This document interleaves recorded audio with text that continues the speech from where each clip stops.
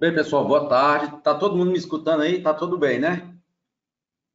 Pessoal, boa tarde. Primeiro eu queria agradecer aí o Ricardo, tá? E a Silpe pelo convite. Eu adoro esse assunto, é um assunto que é extremamente desconhecido, né? E eu costumo dizer que quando a gente investimento é você andar num campo minado e se você pode andar sozinho, o teu risco de morrer é menor, porque só você que vai poder pisar na mina. Se você anda com a manada toda, onde todo mundo está correndo, o teu risco de morrer é muito maior, porque mesmo que você não pise, alguém do teu lado vai pisar e vai explodir. Então, o que isso quer dizer? Que o momento certo de se entrar no investimento é justamente quando a manada ainda não entrou. E o Bitcoin ainda está nessa fase, e a gente vai ver isso durante a apresentação. Eu queria que qualquer coisa vocês podem interromper. Bem, primeira coisa que a gente tem que entender é a evolução do dinheiro. Lá na pré-história, existia trocas de mercadorias. Então, se três pessoas quisessem fazer troca de mercadorias, teria que haver uma coincidência de desejos entre elas. Se a pessoa A quisesse sal, a pessoa B queria arroz, a pessoa C queria feijão. Mas nem sempre as outras pessoas tinham os produtos que as outras queriam. Então, para facilitar isso, começaram a utilizar determinadas substâncias como dinheiro, como meio de troca. Quais são as características principais do dinheiro? Unidade de conta, ele é um meio de troca e é uma reserva de valor. Então, nessa fase, o que eles estavam mais precisando era de um meio de troca. E aí eles começaram a utilizar o ouro, né? Então, o ouro em barras, tá? E depois de um tempo em moedas. E o que aconteceu? Isso durante muito tempo foi utilizado, inclusive no Império Romano, ouro e prata, né? Até que uma das teorias que defende a decadência do Império Romano foi justamente a inflação que ocorreu lá, porque o próprio governo, em vez de usar moedas puras de ouro e de prata, começava a colocar outros metais, e esses outros metais iam baixando o valor daquela moeda, e até que chegava um ponto que o valor da moeda em termos monetários, era menor do que o valor do metal. E aí as pessoas não queriam mais circular o metal que estava ali, o ouro ou a prata, o resquício de ouro e prata. Depois surgiu as cédulas de dinheiro, depois nós evoluímos para o cartão de crédito. Hoje em dia, recentemente, a gente começou a fazer pagamentos utilizando celular e relógio, e invariavelmente a gente vai evoluir para uma criptomoeda. Se vai ser o Bitcoin ou não, é uma coisa que o tempo vai dizer, mas a gente é um caminho inexorável. Aqui, só para lembrá-los de algumas moedas do passado. Aqui são moedas de ouro e prata do Império Romano. Aqui, moedas da Grã-Bretanha durante o século XX, durante o século XIX, quando a Grã-Bretanha era a maior potência mundial. E aqui a primeira moeda do Império Brasileiro, que era chamada de réis, né? Bem, uma coisa que é importante é que essa materialização do dinheiro, essa moeda, continuou ao longo dos séculos. E, principalmente, no século XIX até o começo do século XX, a gente tinha o que a gente chamava de padrão ouro. O ouro, ele era considerado o padrão, o gold standard, e havia uma necessidade de um sistema mais formalizado, mas que esse sistema fosse vinculado ao ouro. Ou seja, cada país teria a sua unidade monetária, no caso, o Brasil, réis, o pound na Grã-Bretanha, o dólar nos Estados Unidos, e eles tinham câmbios flutuantes de acordo com o ouro. Mas esses câmbios flutuantes, havia essa indexação ao ouro justamente para evitar um processo inflacionário, para evitar justamente que houvesse uma impressão, entre aspas, exagerada de dinheiro, uma produção exagerada que pudesse levar à inflação. Isso ocorreu até mais ou menos a Primeira Guerra Mundial.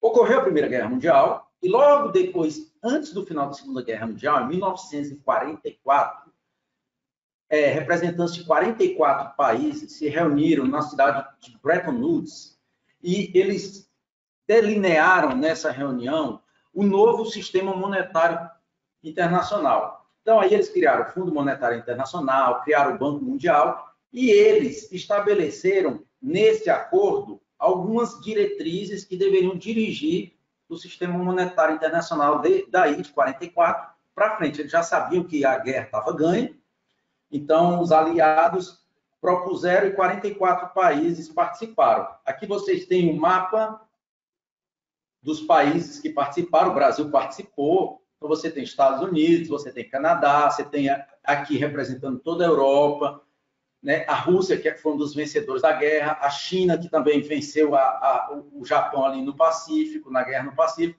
alguns países africanos e a Austrália. Então, o que esse acordo defendia? Defendia a criação de uma moeda única. E a Inglaterra, já com resquícios e rancores da guerra de independência dos Estados Unidos, propôs uma moeda única neutra. Mas os Estados Unidos, que era a grande potência já da época, saiu fortalecido da Segunda Guerra Mundial, rejeitou e fixou o dólar como sendo a moeda de padrão internacional. E, nesse ponto, o que foi feito de novo? Uma fixação do dólar com o ouro. O ouro, uma onça de ouro, em 1944, foi estabelecido um câmbio de 35 dólares. Só para vocês terem uma ideia, hoje, uma onça de ouro hoje está quase batendo no recorde. O recorde histórico são 1.900 dólares, mas hoje está 1.770, 1.780. A previsão é que aumente rapidamente. Foi realizado, então, em 1944 com esse objetivo. Uma coisa que era interessante é que não só o dólar era fixado ao ouro, mas também as outras moedas. Então, o franco suíço, o franco francês, todas as moedas, o pound, que é a libra esterlina, todas essas moedas tinham uma fixação com o dólar, que por sua vez fixava-se com o ouro. Portanto, o objetivo seria evitar a impressão desenfreada de moeda, seja qual fosse o país. Só que o ser humano não se aquieta, né? Ele faz guerras, corrida armamentista entre as duas superpotências da época, corrida espacial, e tudo isso, todos esses fatos elevaram muito os gastos correntes dos países. Então, em 1971, Nixon, que era então presidente dos Estados Unidos, fez um decreto rompendo a indexação do dólar ao ouro e a necessidade de ter ouro para poder gerar mais moeda dólar. Porque até então, pelo acordo de Bretton Woods, os Estados Unidos só poderiam aumentar a reserva monetária, ou seja, só poderiam produzir, imprimir mais dólar, desde que tivesse uma retaguarda correspondente de ouro guardada no Banco Central. Isso limitava uma impressão maior para bancar esses gastos exorbitantes, com guerra, com corrida armamentista, corrida espacial. E aí ele fez um decreto que rompia provisoriamente. A intenção era romper por um tempo, para poder deixar o Banco Central, o Fed, poder imprimir moeda à vontade ali por um tempo e depois voltar. Mas isso nunca voltou a ter isso. E nesse slide, vocês percebem nitidamente que, desde da independência da Inglaterra, no final do século XVIII, até 1971, praticamente não houve inflação do dólar.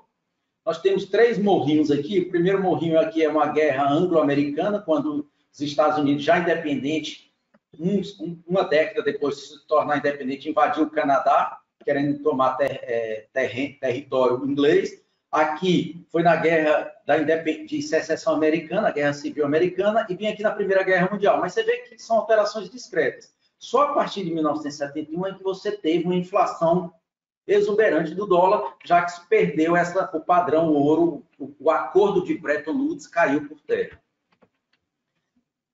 Nesse slide, vocês podem ver que a gente tem aqui vários fatos e, principalmente após 2008, a gente teve uma impressão absurda de dólar aqui, que a gente é chamado quantitative easing, né? Então, até o ano passado, a gente tinha tido o QE, que é o quantitative easing 1, 2 e 3, e agora em 2020 a gente já está tendo o 4º. Então, aqui vocês podem ver que, já atualizado, O slide anterior mostrava até 2019, então até aqui, ó. No final de 2019, segundo período, segundo semestre, começou a cair a produção de moeda, porque não precisava mais, mas agora em 2020 nós chegamos no recorde histórico. Então, isso aqui é a massa monetária M2, não sei se todos vocês sabem o que é M2, que é a soma do M1, que é o dinheiro líquido corrente, que tem em contas correntes ou em aplicações de liquidez praticamente diária, e mais aquelas aplicações que têm até no máximo 2 anos de liquidez. Vindo agora para a nossa realidade, a gente tem a inflação do real. Todo mundo diz assim, o Brasil era o país da inflação, né? Tinha hiperinflação, o pessoal remarcava preço no supermercado, várias vezes ao dia. E aí a inflação acabou com o Plano Real, né? O Plano Real estabilizou e o Brasil deixou de ser um país da inflação. Mas olha esse gráfico. Esse gráfico inicia em 1994, com a estabilização monetária brasileira, e mostra que mesmo após o real, nós temos uma inflação grande, crescente e praticamente contínua. Não equiparada aos parâmetros que a gente tinha antes, mas ela continua havendo inflação no Brasil. Tanto que uma nota de $100, no dia que foi proclamado o Plano Real, hoje vale apenas R$ 16,75. Então, você vê que o poder de compra ela é 1/6. Hoje, a nossa moeda vale 1/6 do que ela valia no dia que foi lançado o Plano Real. Você vê que mesmo com a estabilização, a gente perdeu muito poder de compra. Por que eu fiz essa introdução do dinheiro? Por que eu busquei todas essas informações? Fui lá atrás buscar sobre o acordo de Bretton Woods? Por que eu fui buscar sobre a queda do acordo de Bretton Woods, a inflação do dólar e a inflação dos inflação brasileira? Porque o Bitcoin, ele nasce em 2009, justamente para combater essa perda de poder de compra da população. E observem que essa perda de poder de compra é uma coisa silenciosa.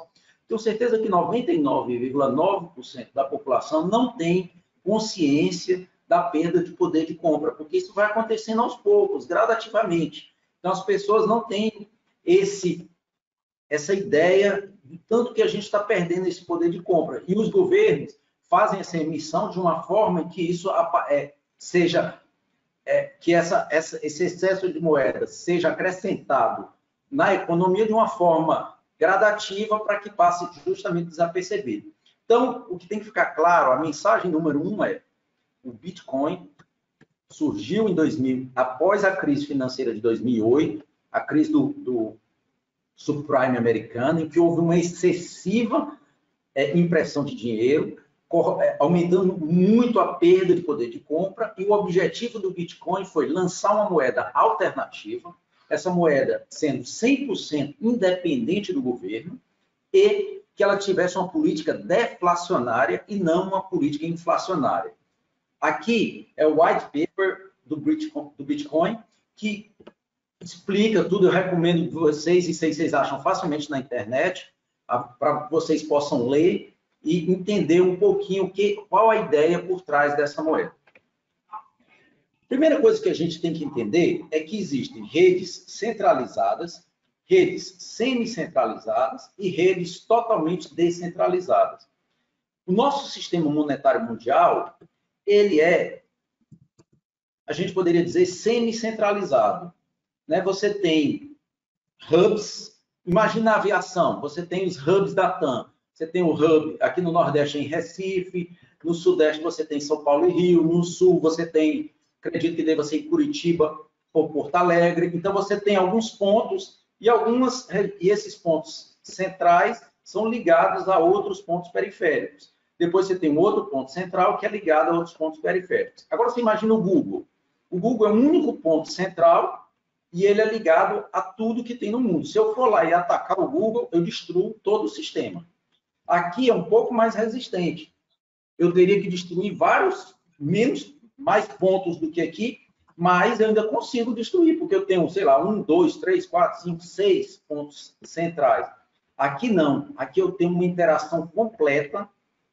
Na terceira rede, eu tenho uma descentralização completa em que todos os pontos se conectam entre si e nenhum assume uma posição central. Então, mesmo que eu destrua 1, 2, 10, 20 pontos aqui, a rede continua funcionando. Então, aqui simula o Google com um ponto central lá nos Estados Unidos, aqui simula o sistema financeiro internacional e aqui simula a rede do Bitcoin. A principal característica da rede do Bitcoin é que ela é uma rede 100% descentralizada. Como é que ela funciona? Bem, Satoshi Nakamoto, que é o pseudônimo de quem inventou o Bitcoin, que a gente não sabe até hoje se é uma pessoa só, se é um grupo de pessoas, enfim. Ele foi tão virtuoso que ele inventou o Bitcoin e justamente para não ter um ponto fraco de ataque, ele fez questão de sumir. Então, hoje, ninguém sabe quem é Satoshi Nakamoto e ninguém, hoje, consegue barrar mais o Bitcoin. Por quê? Porque o Bitcoin surgiu com a proposta 100% descentralizada. Qual que é a ideia? Que eu tenha uma rede de computadores e que nessa rede descentralizada eu tenha polos de transmissão de valor monetário e que os outros polos, os outros pontos da rede, todos eles, possam funcionar como vigias da rede, como fiscalizadores da rede. Vocês imaginam que quando isso surgiu em 2009, você tinha, sei lá, 10, 100, 50, 100 computadores ligados nessa rede. E seria muito fácil para um governo destruir isso na época. Mas ninguém deu muita bola, nenhum governo deu muita bola, e hoje a gente tem milhões de computadores espalhados. A gente chega a ter bilhões de computadores, porque tem. Depois eu vou mostrar para vocês estruturas que hoje montaram uma rede de computador para trabalhar nessa rede. E eu vou explicar para vocês o princípio disso aí. Então, ela é totalmente descentralizada, ela é totalmente distribuída, tá? Ela é imutável. Isso é uma característica importante, importantíssima. Essa rede do Bitcoin, ela é chamada de blockchain, que é camada de blocos. O Bitcoin é a moeda e o sistema chama-se blockchain. O que acontece? Esse sistema, ele é como se fosse um livro-razão distribuído. Tudo que acontece aqui, ele fica gravado para sempre. E esse sistema que foi criado pelo Satoshi Nakamoto, ele não permite que haja mudanças numa operação que já foi feita. Então, por exemplo, se eu estou aqui, eu vou transferir um Bitcoin para o Ricardo. Então, hoje são 25 de junho, aproximadamente 17 horas e 30 minutos, eu estou transmitindo um Bitcoin para o Ricardo agora. Daqui a 100 anos, 200 anos, 500 anos, essa operação vai estar lá e todo mundo tem como auditar essa operação. Não tem como ela voltar atrás e ser apagada. Então, essa blockchain, que foi essa rede criada pelo Satoshi Nakamoto para abrigar o Bitcoin, permite que você tenha um livro-razão distribuído que funciona 24 horas por dia, até lá, de lá, 2009 até 2020, nunca foi hackeado. Depois eu vou comentar com vocês o que aparece na televisão aí sobre o hack de Bitcoin, depois eu vou comentar para vocês. É acessível a todo mundo. Se eu quiser participar da rede do Bitcoin, eu participo, tá? E ele é auditável. E depois, o tema da aula hoje aqui é Bitcoin, mas eu tenho livros aqui só de blockchain. Por quê? Porque depois que ele criou o blockchain, várias pessoas, outras pessoas tiveram outras ideias, que não apenas a ideia financeira de transmitir moeda de um lugar para o outro, utilizando esse sistema de blockchain. Por exemplo, se eu vendo uma casa para um de vocês, o Alexandre, que está aí, eu vendi a casa, eu faço o contrato e coloco esse contrato na blockchain. Eu não preciso de cartório. Como ele é imutável, não tem como alguém mudar isso aí. Depois o Alexandre pode pegar e vender a casa para outra pessoa, e aí ele coloca aqui. Então, ele vai pela data cronológica, uma certidão de casamento, seguros de carro. Então, infinidade de coisas. Hoje em dia já tem a segunda criptomoeda, criptoativo, o nome certo é criptoativo, não é criptomoeda. O segundo criptoativo mundial é o Ethereum em inglês, que a proposta dele é ter um blockchain como esse, mas para que outras pessoas baixem aplicativos em cima desse computador mundial. Então, ele não tem nenhuma função financeira. A função dele é ser um computador mundial descentralizado. Então, o blockchain, muita gente considera hoje como a maior invenção da humanidade depois da internet. não estou falando especificamente do Bitcoin, estou falando do sistema da blockchain. E hoje a gente tem mais de 2.000 criptoativos. Alguns que têm objetivo financeiro, como o Bitcoin, outros que têm vários outros objetivos. Por exemplo, tem uma rede social que ele está baixando no blockchain e que o objetivo dele é concorrer com o Facebook, e que a partir do momento que você for fazendo conteúdo, a partir do momento que o teu conteúdo for agregando conteúdo, agregando mais conteúdo de qualidade à rede, você vai ganhando uma remuneração por isso. É como se eu publicasse algo no Facebook, eu ganhei 50 compartilhamentos, então eu vou ser remunerado por isso. O Facebook se aproveita da gente e não remunera nada a gente, né? Então, esse é o blockchain e o Bitcoin, que é o sistema que dá suporte ao Bitcoin. Como é que o Bitcoin funciona?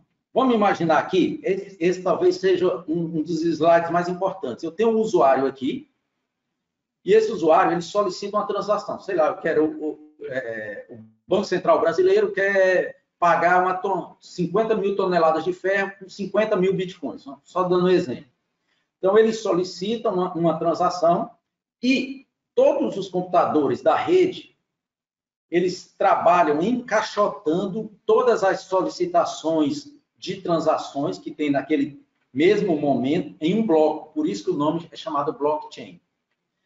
Todas essas transações vão sendo avaliadas por todos os computadores. Então, se o Banco Central brasileiro quer pagar com 50 mil bitcoins ao Banco Central chinês, primeira coisa, esses mineradores, que são as pessoas que trabalham na rede do Bitcoin, elas vão verificar se o Banco Central brasileiro tem realmente isso em caixa, os 50 mil bitcoins, e vão permitir a transmissão do Bitcoin para o Banco Central chinês. Isso ao mesmo tempo em que várias outras operações estão sendo feitas no mundo, e todas elas encaixotadas dentro de um bloco.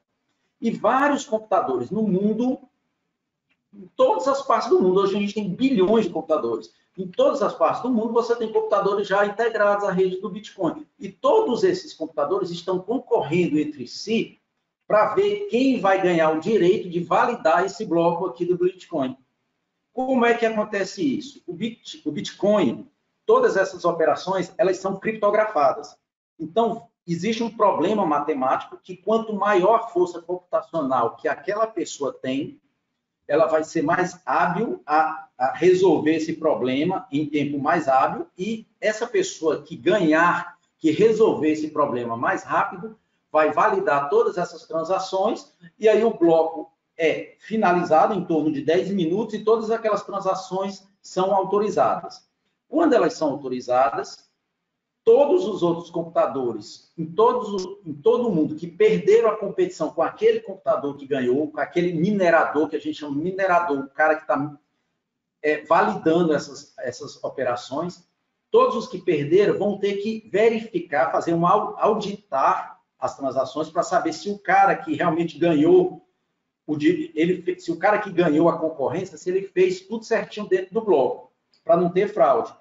Quando todos os outros dão o ok de que as transações foram corretas, que o trabalho do cara foi correto, ele ganha uma recompensa em bitcoins. É por isso que os caras querem entrar na rede do Bitcoin, porque a partir do momento em que eles ganham Bitcoin, a partir do momento em que eles validam transações, e essas transações, os blocos são de 10 em 10 minutos, eles ganham como recompensa Bitcoin. No começo do Bitcoin, em 2009, para cada bloco, a pessoa ganhava 50 Bitcoins.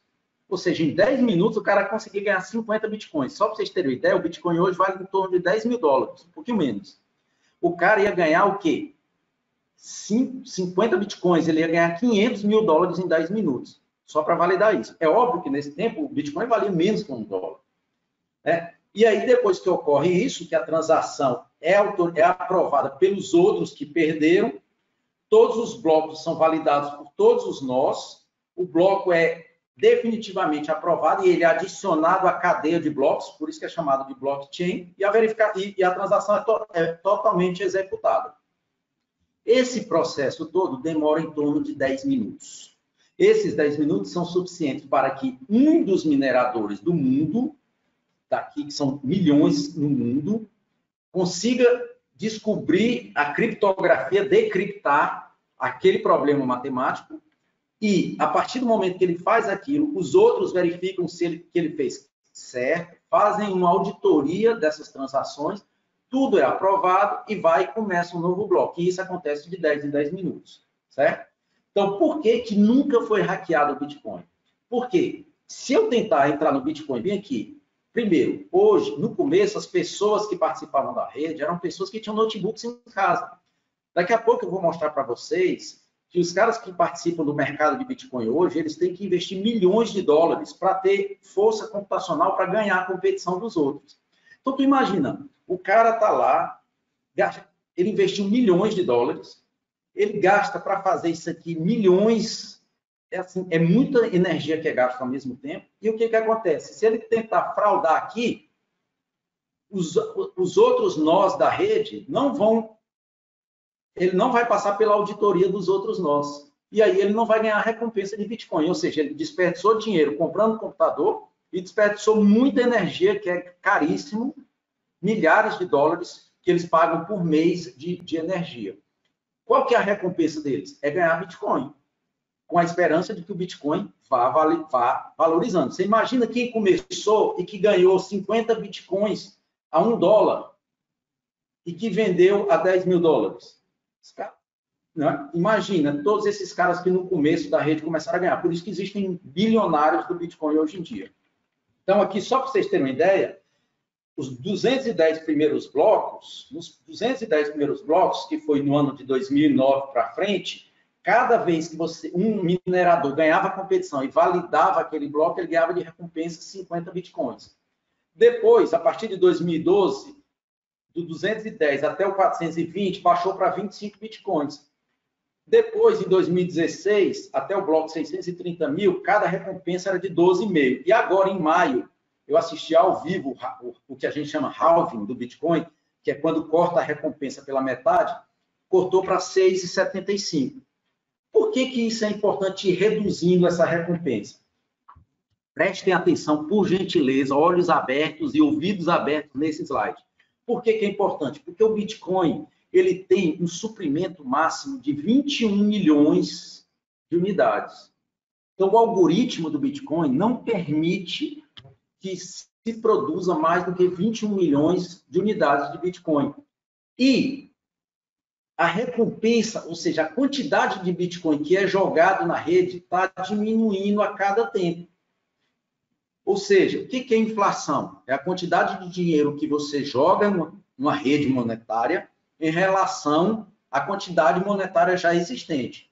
Existe uma coisa que chama estoque, existe uma coisa que chama fluxo. Você tem a taxa de fluxo e de estoque. Para que todo mundo entenda, eu vou usar uma comparação. Imagina que você tem um lago e você tem um rio que está jogando água e enchendo aquele lago. Se aquele lago, o rio, tem muita água, é um rio Amazonas, e está jogando muita água naquele rio, você vai ter muita água ali naquele rio, vai aumentar muita água. Então, aquela água, você nem vai dar muita bola para aquela água do rio, nunca ela vai acabar, porque tem um rio Amazonas para nutrir ela. É o que acontece quando o Fed fica imprimindo dinheiro. E é o que por quê? Porque está aumentando a quantidade de dinheiro, que é simbolizado pela água do rio, em relação ao que já tinha, que é o lago. Agora, imagina que você tenha a mesma situação e você tem um rio que antes jogava uma quantidade de água e que ele está diminuindo essa quantidade de água. Aquela água do rio, do lago, ela vai começar a ser muito mais valorizada por você. Você não vai mais utilizar para lavar carro, tudo, porque você tem medo que ela acabe. E isso é o que está acontecendo. Você tem um supply fixo de bitcoins, que é no máximo 21 milhões, e a cada 4 anos vai diminuindo a quantidade de bitcoins a cada bloco. Começou com 50, depois passou para 25, 12,5, e agora nós estamos com 6,25. Daqui a 4 anos, em 2024, vai passar para metade, depois a metade, e isso vai acabar em 2140. Por isso que o Bitcoin ele é deflacionário. Por quê? Porque no começo ele tinha uma inflação grande, vocês podem ver aqui pelo gráfico, aqui é o nível de inflação, e a inflação dele está baixando, ó. Está baixando. Agora, depois do halving que a gente teve agora em maio, a inflação dele é de 2% apenas. Daqui a 4 anos ela vai baixar para 1%. Ao contrário das outras moedas que a gente tem inflações crescentes. Aqui, só para vocês terem uma ideia, isso aqui é um cara, um minerador, olha a estrutura de computador que o cara tem que ter para que ele participe hoje da rede do Bitcoin, porque a rede do Bitcoin hoje, ela vale, se eu quisesse comprar todos os computadores da rede do Bitcoin, eu ia gastar trilhões de dólares. Porque é uma rede computacional absurda. Então, isso é um incentivo para que os validadores façam o trabalho certinho. Por quê? Porque ele já investiu o dinheiro todo nisso aqui. Tu imagina a quantidade de energia que isso aqui gasta. Aí o cara aparece uma série de transações, um bloco de 10 minutos. Ele vai lutar para tentar descobrir, desvendar aquele problema matemático, criptográfico, e quando ele descobre aquilo ali, ele ganha o direito daquele bloco de 10 minutos. Os outros vão auditar, e se ele tiver feito tudo certinho, as transações estiverem todas certinhas, ele vai ganhar a recompensa, que atualmente são 6,25 bitcoins. Se ele fraudar, o que acontece? Ele gastou energia e gastou dinheiro com a máquina, com esse tanto de máquina, e não vai passar pela auditoria de todos os computadores, e aí ele não vai receber a recompensa. Aí você poderia até dizer assim, mas Cícero, e se ele combinar com os outros? Não tem como ele combinar, são milhões e milhões e milhões e milhões de mineradores no mundo, não tem como eles nem saber onde é que estão distribuídos. Na China tem milhões e milhões, nos Estados Unidos tem milhões e milhões, nos países mais frios tem mais do que nos países quentes, porque a energia é mais barata. Então, um país muito forte, a Estônia, que é um país minúsculo do leste europeu, na Islândia, tem milhões e milhões, não tem como, ele nem sabe, é uma rede totalmente distribuída.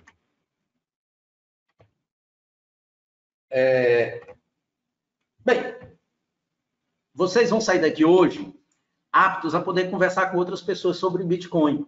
E as pessoas vão dizer assim para vocês, pô, Bitcoin isso é pirâmide. Eu já vi um monte de fraude de Bitcoin. Eu já vi que tem um monte de tipo de Bitcoin. Esse Bitcoin não vale nada, tem um monte. Como é que pode? Vamos tecer em detalhes esses dois aspectos. Primeiro, por que existem vários tipos de Bitcoin?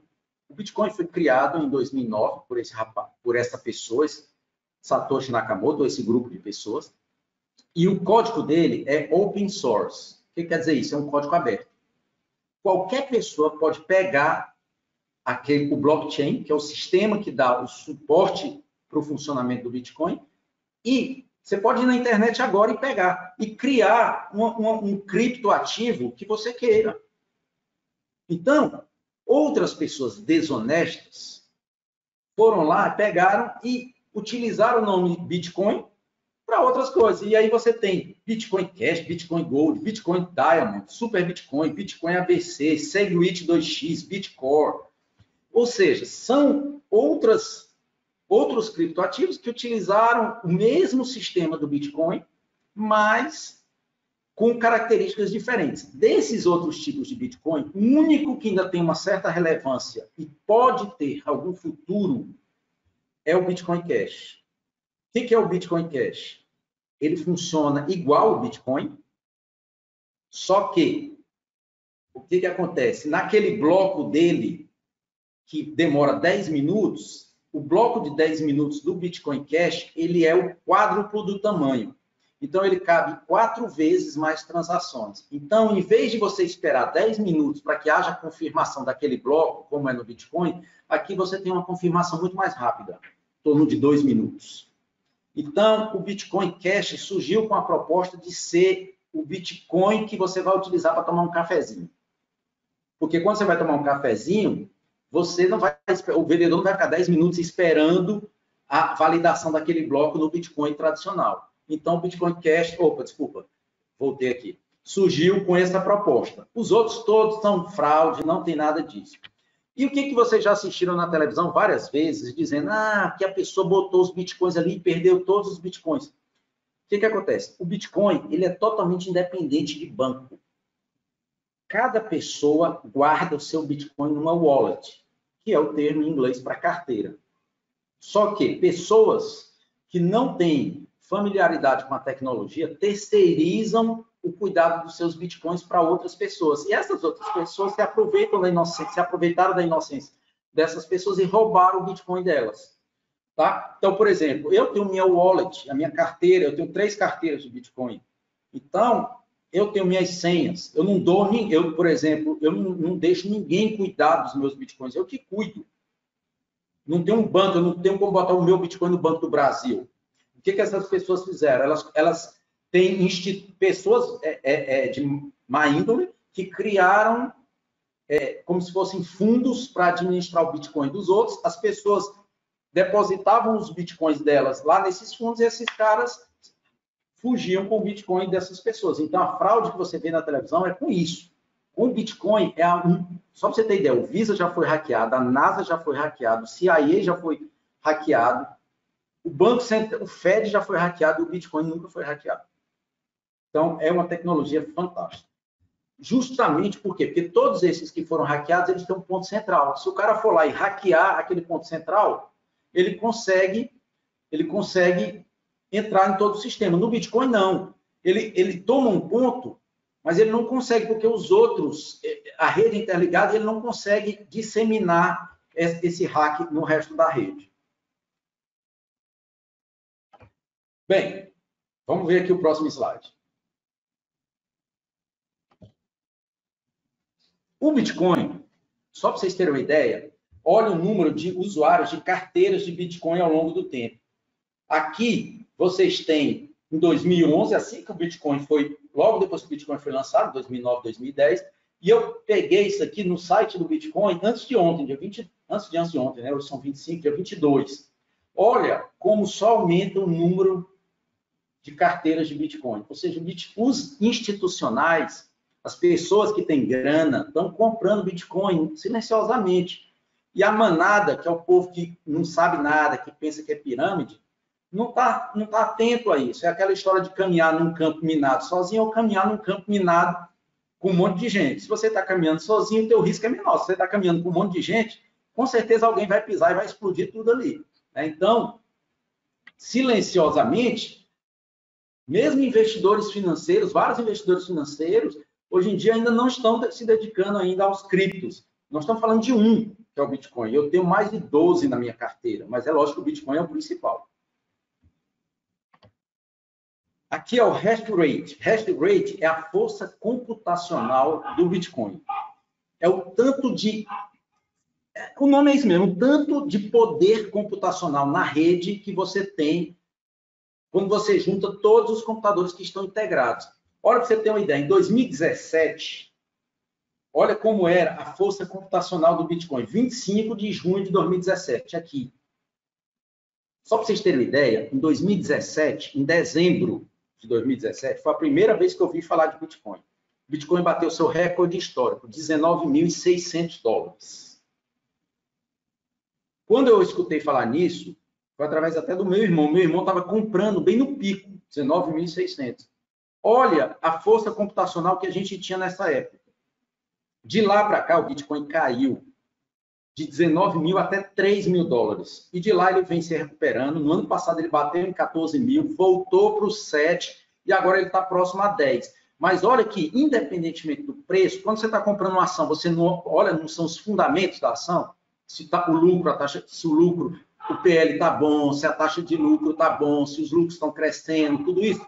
Pois aqui os fundamentos do Bitcoin estão só aumentando. Olha, a força computacional, mesmo o preço tendo caído de 20 mil, que era mais ou menos nesse ponto, depois caiu para 3 mil, depois foi para 14, caiu para 7 de novo, e hoje está em torno de 9 mil, ela só cresce a força computacional. Ou seja, tanto o número de wallets, desculpa,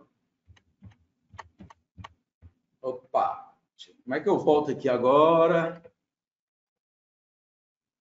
Deixa eu ver, só um minuto, eu apertei aqui sem querer.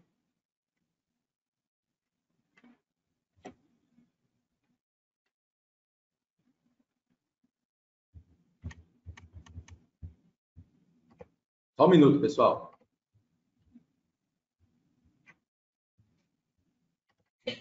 Cícero, nessa queda de 2017 você estava posicionado? Oi? Nessa queda de 2017? Não. Eu comecei a comprar o Bitcoin em dezembro. Eu comecei a comprar, eu voltei aqui para o começo só para ir adiantando. Eu comecei a comprar o Bitcoin em dezembro de 2018. Eu passei o ano de 2017 lendo. Em 2018, eu comprei o Bitcoin a 3 mil dólares, 3.200 dólares. Nessa época, o dólar valia 3,80. Então, eu comecei a comprar nessa época e fui comprando, e desde dezembro de 2018 até agora, junho de 2020, todos os meses eu aportei a mesma quantidade que eu determinei que eu deveria aportar. Todos os meses, religiosamente, a mesma quantidade, todo mês. Então, aqui, só para repetir, olha como o número de carteiras de Bitcoin só aumenta, independentemente do preço. Olha como a força computacional também só aumenta, independentemente do preço. Então, os fundamentos. Existe uma coisa que a gente pesquisa também, que é o Google Trends, que é a pesquisa pelo termo Bitcoin. Isso também tem aumentado com o tempo, independentemente das quedas de preço, certo? Bem, eu estou falando um pouquinho da tecnologia para a gente chegar no investimento. Existe uma coisa que chama o ciclo hype das tecnologias emergentes, foi proposta pelo Gartner. Toda tecnologia, quando ela surge, seja internet, celular, tudo, ela passa por essas 5 fases. Ela passa, primeiro, pela fase do gatilho tecnológico. E aí as pessoas se entusiasmam, acham que essa é a maior maravilha do mundo, que vai mudar o mundo, que nunca houve nada igual a isso. E aí você tem uma coisa que a gente chama pico das expectativas infladas. As pessoas acham que aquilo ali é a coisa mais fantástica do mundo, que nada foi criado no mundo igual àquilo. E como consequência disso, o preço dessa tecnologia aumenta. Até que chega um ponto em que elas veem, poxa, esse negócio é bom, mas também não é essa bala toda. Então, o que acontece? Cai o preço e ocorre o vale que a gente chama vale da desilusão. Aí se acha a consciência do que realmente é o Bitcoin, a tecnologia, e aí ela tem o que a gente chama ladeira do encantamento, que aí, só um minuto, vou só ligar a luz aqui.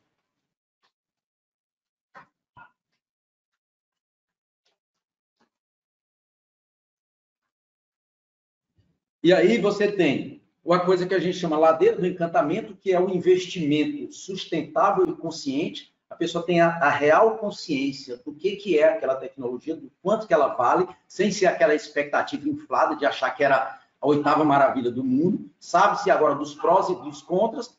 E depois você tem o planalto de produtividade, quando você tem a adoção daquela tecnologia.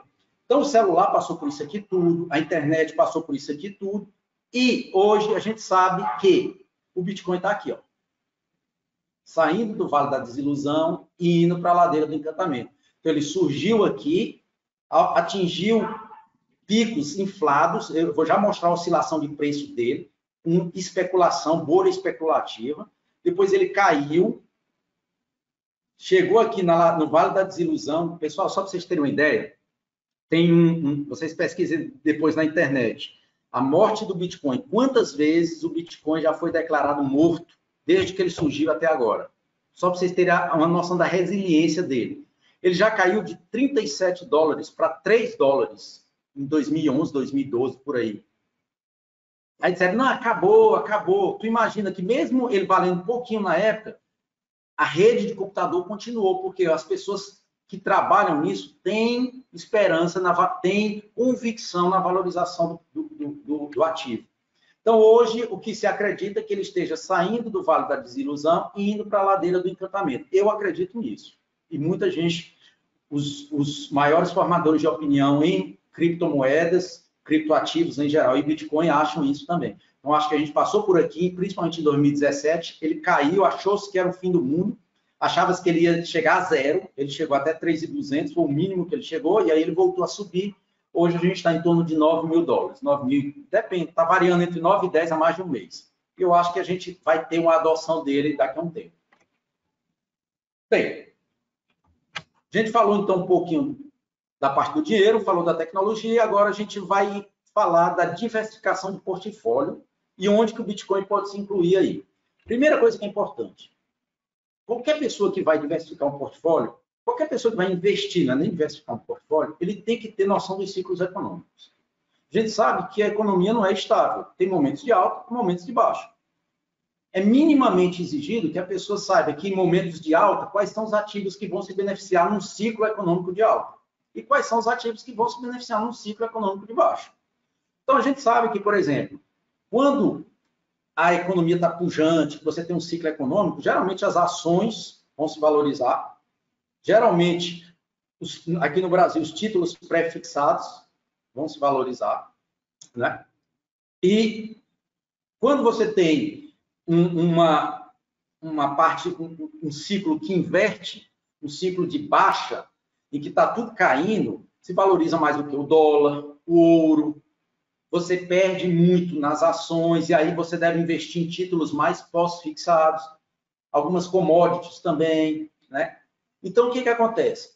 Tem que se saber o ciclo econômico. Nós estamos num ciclo econômico de alta, de baixa ou de transição para alta, para baixa ou de baixo para alta. Primeiro, você tem que se localizar no ciclo econômico.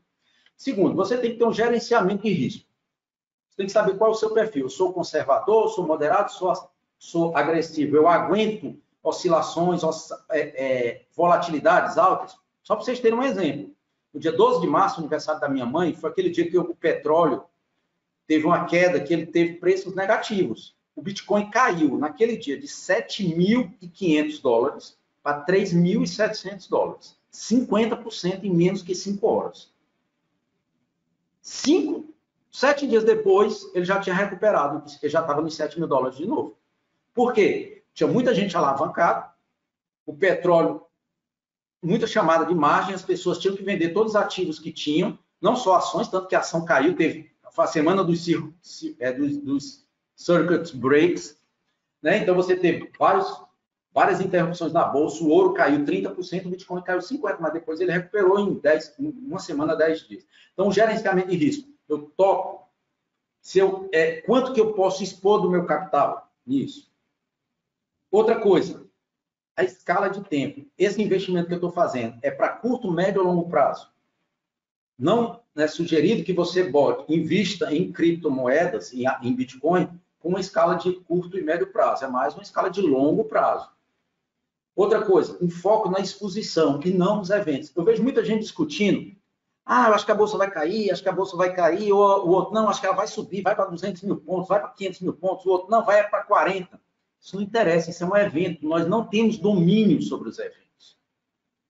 Você não tem como dizer o que vai acontecer amanhã. Você pode morrer hoje à noite, amanhã de manhã, a bolsa pode ir para 200 mil, como ela pode ir para 50. O que você tem que focar é na sua exposição. Você tem que pensar assim, se a bolsa for para 200 mil pontos, eu vou sobreviver? Se a bolsa cair dos 90 que ela está agora para 30, eu vou sobreviver? Eu tenho como me beneficiar dos dois cenários? É isso que é importante. Por isso que é importante saber diversificar o portfólio de tal forma que, se houver um crash, você sobrevive, perde menos do que o mercado, e se houver um ganho, você ganha e pode até ganhar mais do que o mercado. Então, você tem que focar na tua exposição, como se expor ao mercado, independentemente do que possa acontecer com o mercado. E não ficar com a tua exposição dependente de uma única direção do mercado. Não, eu estou todo em bolsa, ou seja, se a bolsa for para 200 mil pontos, eu fico milionário, mas também se ela quebrar, eu vou à falência. Ou então eu estou zerado em bolsa, estou 100% em pós-fixado. Aí a bolsa vai para 200 mil pontos, eu perco tudo. Perco não, mas deixo de ganhar toda essa valorização da bolsa. Então, tem que ter uma exposição que te beneficie multidirecionalmente. Tem que fazer o rebalanceamento dinâmico. O que é rebalanceamento dinâmico? Eu tenho 5, 6 ativos na minha carteira. Se eu tenho um ativo que se valorizou muito e ele tinha 2, 3% da minha carteira, é óbvio que como ele triplicou de valor, ele passou de 2, 3% para 8, 9% da minha carteira. Eu vou rebalancear, eu vou vender esse ativo para que ele volte aos 3, 4%, que eu acho que é o ideal desse ativo na minha carteira, e vou comprar os ativos que perderam o percentual, que estão mais baratos. Por exemplo, vamos dizer que eu montei minha carteira com 3% de Bitcoin. E eu tinha botado 30% de ações. O Bitcoin triplicou de valor e as ações caíram pela metade. Então, daquele meu portfólio que eu tinha 3% em Bitcoin, agora eu tenho em torno de 9%. E as minhas ações, é lógico que não é assim, mas eu estou simplificando para facilitar o entendimento. E as ações ficaram, sei lá, em torno de 15% só. Então, o que eu vou fazer? Eu vou vender uma parte do meu Bitcoin, que aumentou, para que eu retorne ao perfil ideal que eu acho que é para a minha carteira, que é em torno de 3% de Bitcoin. Fazendo isso, eu estou vendendo o Bitcoin depois de uma alta, provavelmente ele está com preço sobrecomprado, e vou comprar as ações que caíram de 30% para 15%, provavelmente eu estou comprando as ações sobrevendidas. E aí eu vou fazendo esse rebalanceamento pelo menos uma vez ao mês. E o ideal é que cada um seja o seu hedge fund com a liquidez. Você tem que ter liquidez, mas que você saiba se proteger. Saiba operar tanto em mercados de alta como em mercado de baixo, como os grandes hedge funds fazem. é importantíssimo que todo mundo, isso aqui é importantíssimo, tenha noção do ciclo do sentimento. Todos os ativos, praticamente todos os ativos seguem esse ciclo do sentimento, que é a fase número 1, é a fase do smart money, que só as pessoas, Warren Buffett, só as pessoas que são investidores qualificados é que estão comprando aquele ativo. Por quê? Porque ele está vindo de uma queda muito grande. Aqui acabou o mercado de baixa e está começando o mercado de alta. Então, nessa primeira perna, só o dinheiro inteligente já vislumbrou que o mercado de alta começou. O povão, nós, a manada, investidor comum, está com medo, traumatizado ainda por causa do mercado de alta. Desculpa, do mercado de baixa. Aí ele dá uma quedinha. Quando ele cai, todo mundo diz, viu, o bear market voltou. Aquilo era só para alarmar mesmo. O bear market voltou. E aí ele dá uma pernada grande, que é essa perna 3, que aí entram muitos investidores institucionais. Observe que o público está fora ainda. Aí ele tem uma correçãozinha, uma lateralização, que é aqui no 4, e aí você tem a última perna, que é a perna que começa a aparecer no Jornal Nacional, mídia não especializada. Aí o público entra de trouxa nessa época. Então, começa a dizer assim, poxa, fulano de tal ficou bilionário com Bitcoin, Bitcoin valorizou, saiba como ficar rico com Bitcoin. Aí você compra uma Caras, tá lá, olha, o cara lá na Ilha da Caras, lá que comprou tal ativo e ficou rico. Mas, na realidade, o ativo já está no final da alta aqui, quando começa a aparecer e a mídia não especializada e o público entra. Aí ele já vai começar o mercado de baixa de novo. E aí, essas pessoas que compraram aqui em cima, como meu irmão fez com o Bitcoin em 2017, vão ter que aturar todo o mercado de baixa, né? E, no final, eles vão capitular, jogar a toalha, desistir, achar que o ativo vai para zero, e aí o ciclo recomeça de novo. Então, esse ciclo do sentimento é importante para a gente saber quando, em que fase do ciclo do sentimento a gente está, para a gente saber se é um horário, um tempo bom ou não de entrar no mercado. E esse slide mostra o comportamento do Bitcoin. Vocês lembram aquilo que eu falei do Stock to Flow Ratio, que é a razão do estoque pelo fluxo, que eu dei o exemplo do lago e o exemplo do rio. O lago é o estoque, é a quantidade de água que já tem. O fluxo é o que está chegando. O Bitcoin existe. Como é que você vai precificar uma substância como o Bitcoin, um produto, um ativo digital, se ele não é uma empresa, ele não gera lucro? Se você vai comprar, por exemplo, Ricardo, eu quero comprar Silco. Quanto é que vale? Vamos ver aqui o preço-lucro, vamos ver como é que está a taxa de lucro, se os lucros estão aumentando, vamos ver, vamos imaginar que a Silco já tenha esteja no mercado de valores, vamos ver quanto é que está valendo as ações, ver um PL, ver também as vendas, ver tudo. É Silp 3. Oi? Silp 3 o código. Pronto. E enquanto que aqui, o Bitcoin não, o Bitcoin ele é como se fosse uma commodity. Ele não tem como fazer isso, porque ele não é uma empresa. Então, para as commodities, a precificação é feita principalmente pela razão entre o estoque e o fluxo. Quanto mais o estoque for grande em relação ao fluxo, mais valioso isso aí vai ficar. Por quê? Quer dizer o quê? Que aquela quantidade, aquele estoque não vai aumentar muito. Por que o ouro é valioso? Porque ele tem um estoque X e o mundo a gente não é inundado de ouro todo dia. Ele é escasso.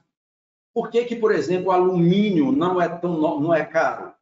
Por quê? Porque você tem um estoque de alumínio e todo dia está chegando mais alumínio no mercado. Então, o rio que traz o alumínio é o rio Amazonas. O rio que traz o ouro ou que traz o Bitcoin é um riozinho daqueles pequenininhos da seca.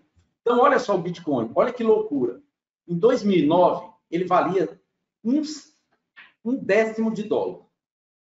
Aí ele subiu até 37 dólares. Tá aqui, ó. Ele valia um décimo de dólar. Ele subiu até 37 dólares. Dos 37 dólares, isso aqui é uma escala logarítmica, tá, gente? Então, de 37 dólares, ele caiu para 3 dólares aproximadamente. De 3 dólares, ele subiu para 1.200 dólares, mais ou menos, e depois voltou para 300 dólares de novo. Depois ele subiu aqui. Olha para a tua esquerda o valor, em torno de... Está um pouco acima do 10, porque é uma escala logarítmica, não é escala linear. Então, ele subiu para 20 mil dólares, 19.600, depois ele caiu para os 3, que foi quando eu entrei aqui, ele subiu para os 14 e hoje ele está aqui em torno de 9. O que se acredita?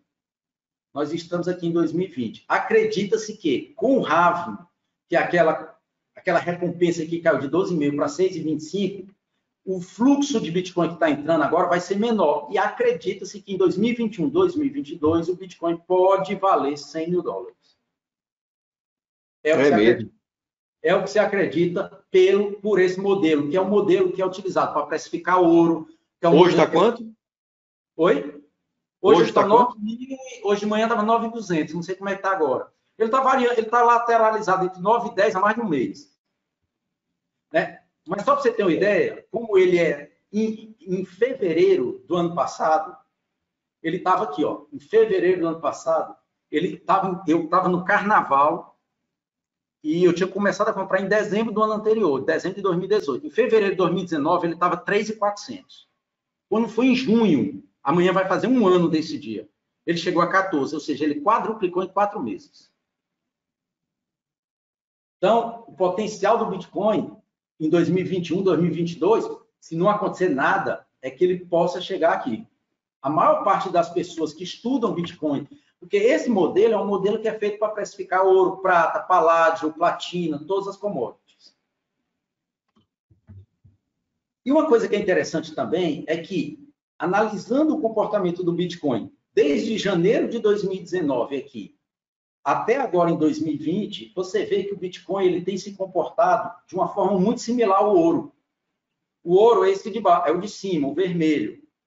E o Bitcoin é o de baixo. O preço do ouro está aqui do lado direito. E o preço do Bitcoin está aqui do lado esquerdo. Mas observe que agora em março, quando houve aquele sell-off, que vendeu tudo, que teve aqueles crash da bolsa, o ouro caiu 30% e o Bitcoin caiu 50%, mas ele já recuperou lá, ó.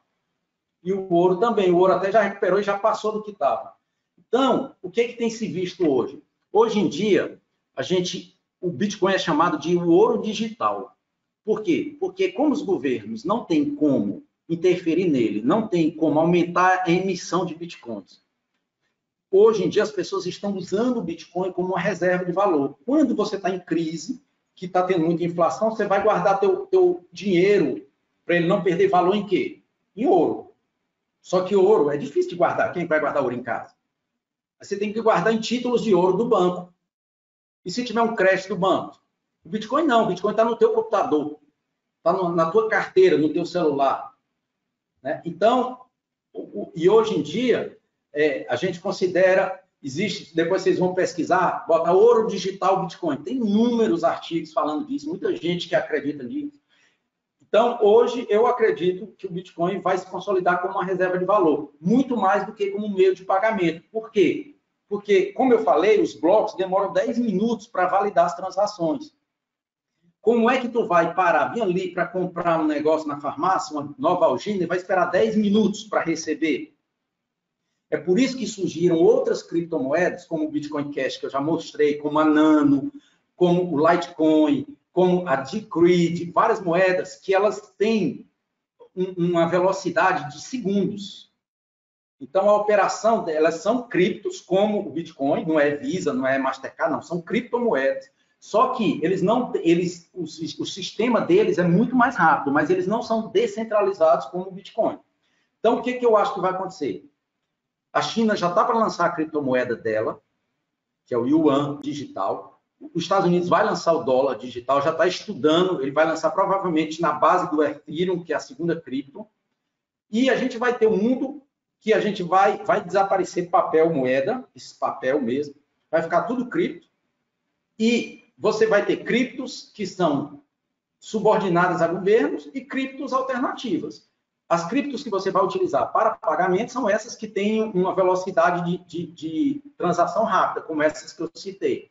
E o Bitcoin vai ficar mais como uma reserva de valor e para pagamentos grandes. Por exemplo, vou comprar um carro, posso pagar em Bitcoin. Lá em São Paulo já vende carro, apartamento, um monte de coisa em Bitcoin. Para comprar um carro, não tem problema nenhum você esperar 10 minutos enquanto a transação faz, mas para comprar um cafezinho, 10 minutos é uma eternidade. Então, eu acho que isso aqui é o futuro do Bitcoin. E esse gráfico é muito interessante. Olha aqui, pessoal. De amarelo, está um portfólio 100% comprado em SP500, que é o índice das 500 maiores empresas americanas.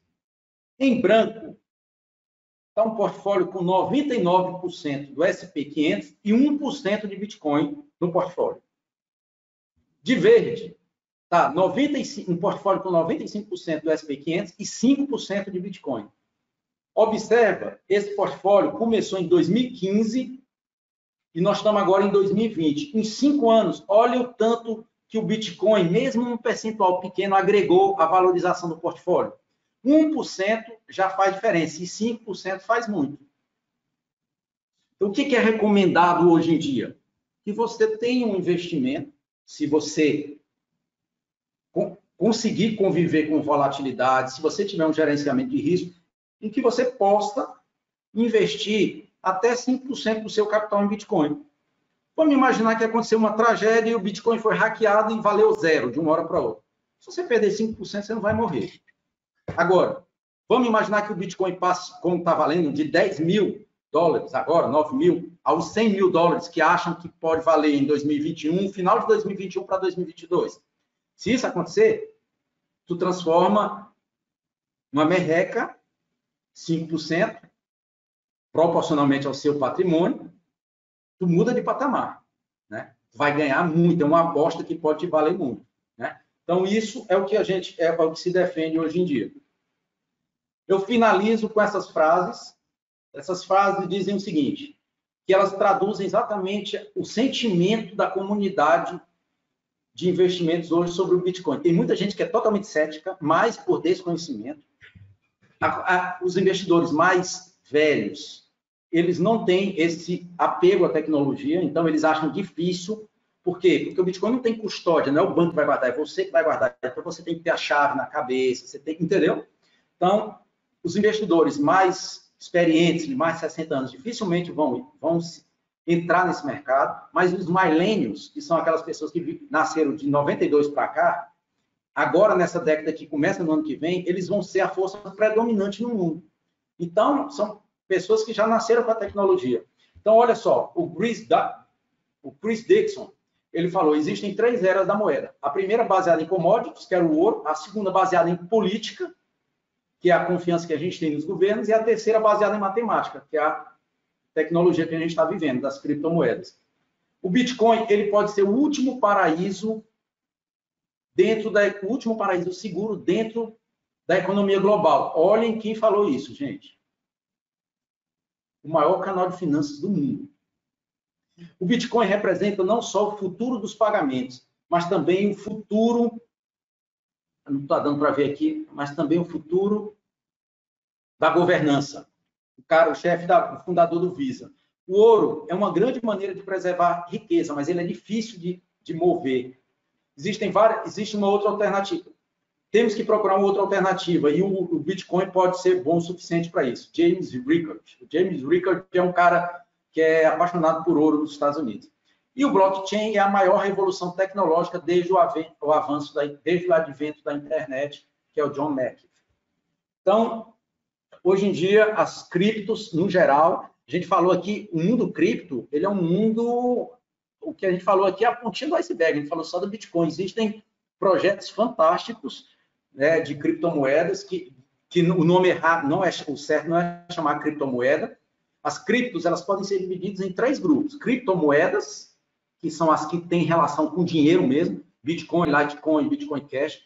Criptocommodities, como o Ethereum, e criptotokens, que também é um mundo fantástico que os caras estão fazendo. Eles vão tokenizar tudo. Daqui a um tempo, por exemplo, hoje você tem a Petrobras no Brasil, o cara, para um americano ou um russo que quer investir na Petrobras, como é que ele faz? Tem que abrir uma conta no Brasil, aí ele tem que atuar na Bolsa de Valores comprando do Brasil, só pode atuar de 10 da manhã às 5 da tarde, num relógio que é um relógio biológico diferente do dele. Quando tudo for tokenizado, é 24 horas por dia. Eu posso comprar uma ação de um token de qualquer empresa, de qualquer lugar do mundo, 24 horas por dia. Eu não preciso estar no mercado acionário, não preciso ter conta naquele país, nada. Então, esse é o futuro. Obrigado, gente. Meu amigo, muito obrigado. Parabéns pela apresentação. Foi espetacular, viu? Não sabia que essa aula era tão completa, não, Cícero. Parabéns, viu? Obrigado, obrigado. Vamos Pessoal, lá. vocês têm alguma pergunta para fazer? É a hora de vocês participarem. Vamos lá. Alguém quer comentar alguma coisa, fazer alguma pergunta? Eu acho que aí, agora, Ricardo, podia voltar todo mundo junto e todo mundo mostrar os rostos aí, né? Vamos lá, deixa eu ver aqui. Tira o compartilhamento de tela, então, Cícero. Como é que eu faço aqui para tirar? Eu nunca usei esse programa. Deve ter parar o compartilhamento em Ah, já cima, no botei, já meio. vi. Pronto. Vamos lá, Alessandro, Eline. Vamos lá, todo mundo bota as câmeras aí para funcionar. Tem gente que tem vergonha, né? Vergonha de quê, gente? Vamos lá, Anderson. Será que o teu microfone está melhor agora?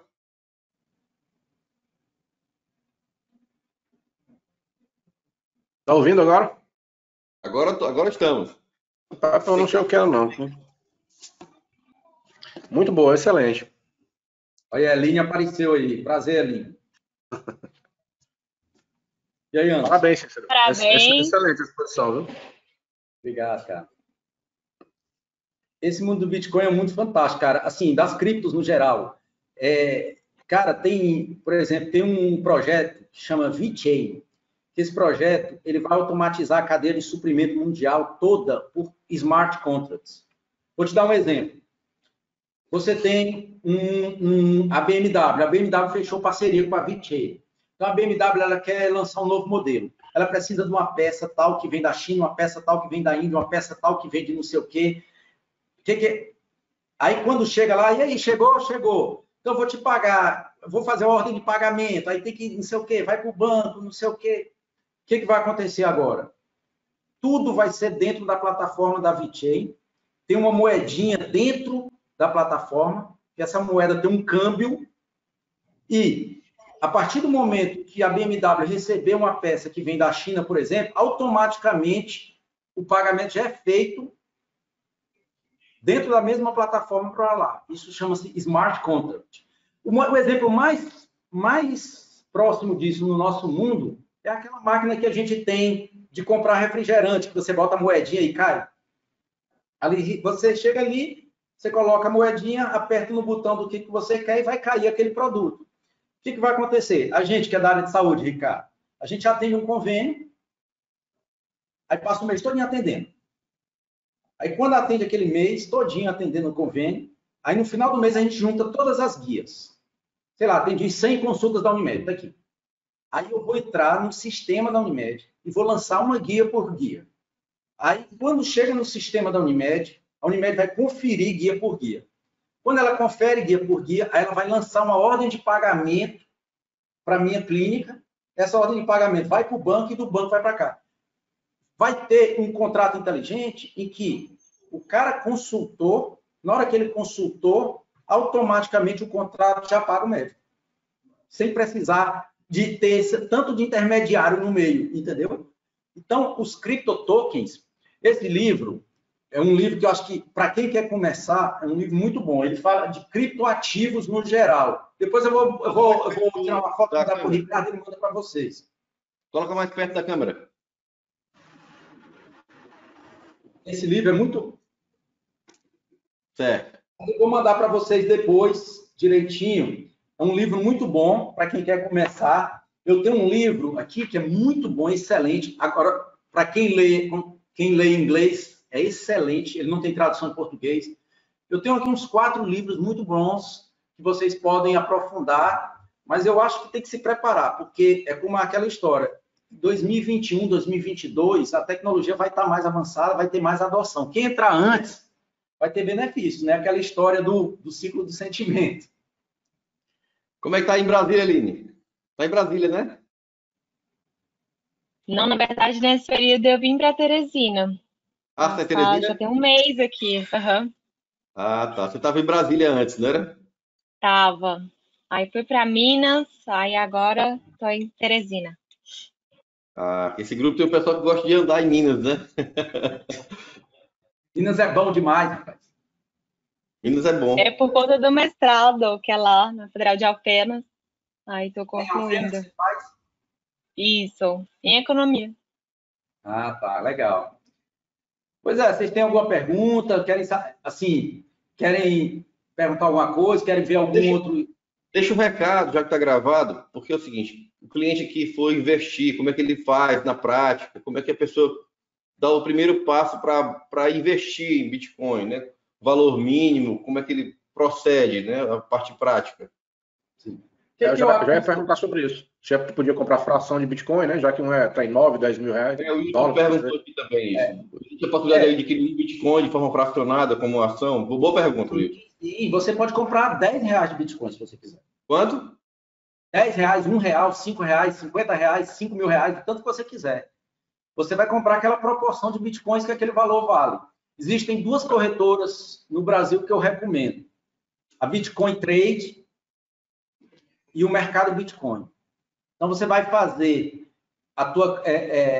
primeiro, a primeira coisa que eu aconselho antes de investir é estudar. Né? Tem que estudar primeiro. Não pode chegar e... Né?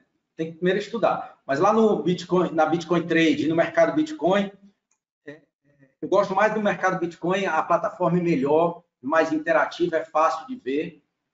E aí lá você entra no Bitcoin Trade, www.bitcointrade.com.br, e aí lá você faz abre a ficha, eles vão pedir uns documentos, você vai mandar esses documentos, manda tudo por e-mail, e aí eles te habilitam, e aí a partir daí você já pode operar. E é aquele livro de oferta igual de uma ação. Tem lá o preço de venda, o livro de oferta, coluna de venda, coluna de compras. Você coloca o valor que você quer comprar e faz a tua oferta de compra com o valor que você quer comprar e o valor que você se dispõe a pagar ali e vai casando igualzinho uma ação, não tem diferença. E o que eu recomendo? Não depois que você começa a comprar Bitcoin, com o tempo, você estudar um pouquinho as carteiras de Bitcoin para você tirar o teu dinheiro da corretora.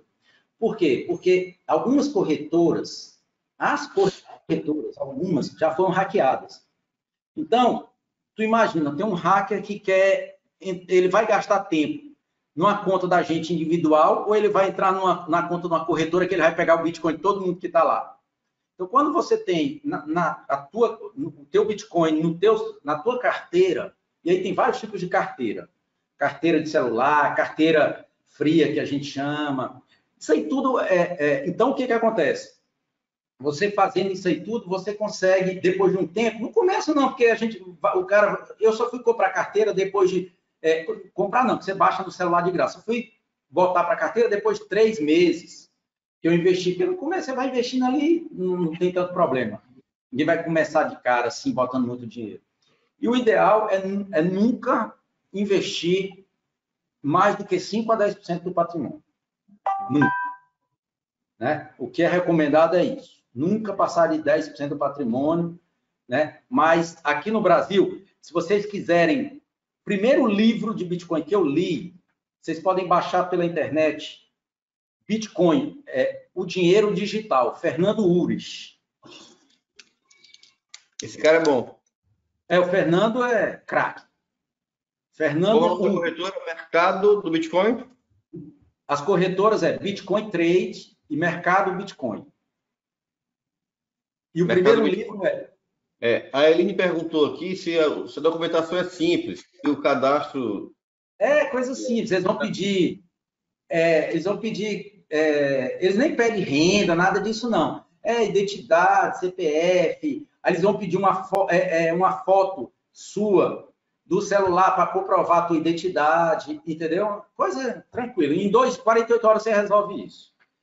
E esse E para livro... entender o processo, a pessoa deve abrir a conta na corretora, depois adquirir a carteira e tirar o dinheiro da corretora e manter na carteira? Exatamente.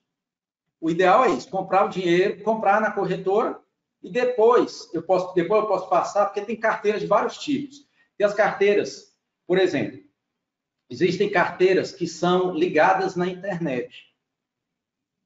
Ou seja, elas, mesmo sendo sua carteira, ela ainda tem risco de hack.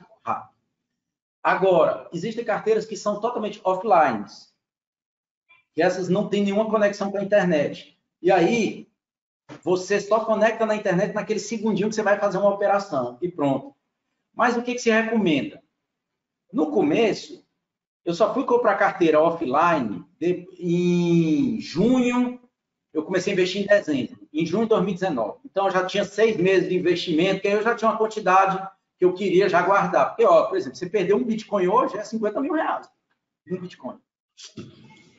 Né?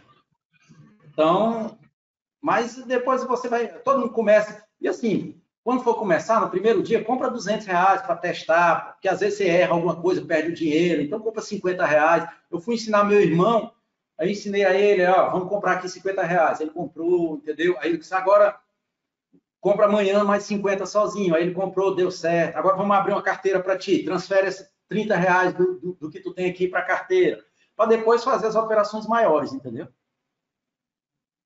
Entendi. Rapaz, esse negócio de criptos e blockchain dá um curso de um dia inteiro, rapaz, isso. É um mundo isso aí que vai surgir. Vocês vão, é uma loucura que está acontecendo. Mas, Cícero, deixa eu te perguntar uma coisa. Para o investidor mais prático, né? Porque aquele cara que não quer entender de muita coisa, porque tem 2 tipos de clientes no nosso dia a dia. Aquele cliente que quer entender de tudo, que só investe se concordar, e tem aquele cara que não quer, tipo assim, confia no que está ouvindo. Um pouco disso, mas ele quer assim, ele confia no que a gente fala. Por exemplo, Ricardo, sei dos riscos, eu sei que pode cair, vai oscilar, eu vou colocar só um pouco, sei que não é regulado e tal. O cara que não quer estudar, não é? Sim. O que tu diria para ele, por exemplo, as principais informações de forma resumida, porque não é regulado, certo? Ele não tem com quem reclamar, por exemplo. Não tem onde reclamar, não tem uma CVM, não é isso? Mas o cara que não quer estudar, ele acredita que tem um sentido, vamos dizer assim, tem um fundamento para subir, vamos dizer. Sim. Uma vez ele tem acreditado no sentido do investimento, qual seria o que ele teria que saber no mínimo para poder investir, já que ele vai colocar só 5% do patrimônio no Bitcoin? O meu conselho para ele é, primeiro, comprar só Bitcoin e esquecer os outros criptoativos. Porque se nós estamos falando de um mercado de risco, o Bitcoin, dentro desse mercado de risco, é sem dúvida o mais seguro. Já tem 10 anos sem nunca ter tido um problema, né? Então, eu investiria só em Bitcoin, no caso de um cliente desse. O que se recomenda no mundo cripto é que você só comece a diversificar o seu investimento, além do Bitcoin, depois que você tiver pelo menos um Bitcoin inteiro. Então, o cara que não vai chegar a investir um Bitcoin inteiro, ele ficar só com Bitcoin. Esquece os outros. Segundo, ele investir, dependendo do perfil dele, a risco, de 1 a 5% do patrimônio. Terceiro, quando ele tiver já com uns 2, 3 meses, ou então ele baixar uma carteira no celular, eu posso depois dizer o nome das melhores carteiras, é super fácil de baixar, né? E apostar esse 1 a 3, 5% aí, porque é como eu te falei, vai que o cara desse bota 5% e o Bitcoin realmente chega a 100 mil, ele multiplica por 10 o dinheiro, cara. Não é? Sim. Então, é a chamada exposição assimétrica, né? Você tem pouco a perder, porque você pode perder 5%, e tem muito a ganhar. Sim. Não é? Já pensou? Sim. O cara... realmente. A relação entre o retorno e o risco é muito interessante, né? Cara, se tu pegar o Bitcoin, em 2017 ele chegou a 20 mil. Vamos dizer que ele só vá até os 20, que ele só vá chegar no que ele chegou. Que hoje ele é uma moeda muito mais, 10 mil vezes mais sólida do que ela era em 2017. Com muito mais gente, muito mais hash rate, que são os computadores, muito mais gente comprando. Se ele chegar só nos 20 mil, ele já duplicou teu dinheiro, pô. Quanto tempo? Você entendeu? Então, se tu arriscar 5 pelo menos duplicar já é uma grande coisa, né? Tá. Essa perspectiva, falaram o prazo? Acha-se que é para o final de 2021, primeiro semestre de 2022, as previsões. É mesmo, rapaz. Olha aí, Fabiano. Ou seja, acham a maior parte dos gráficos, baseado naquele gráfico que eu mostrei do Stock Flow Ratio, é final de 2021, começo de 2022. Amigo, se isso aí acontecer, é loucura. Não tem como saber sem você. Não tem como saber qual é o melhor caminho. Tem que colocar um pouquinho no máximo e diversificar se for o caso, né?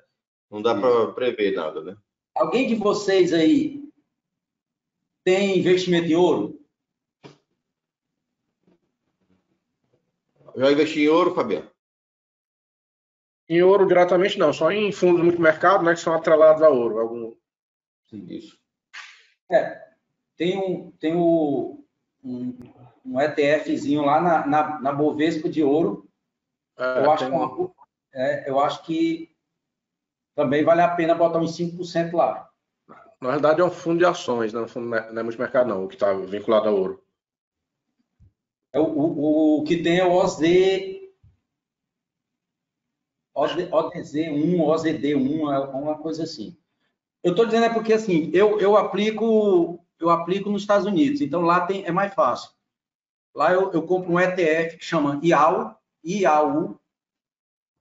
que ele é atrelado a ouro com custódia 100% física lá no ETF lá nos Estados Unidos.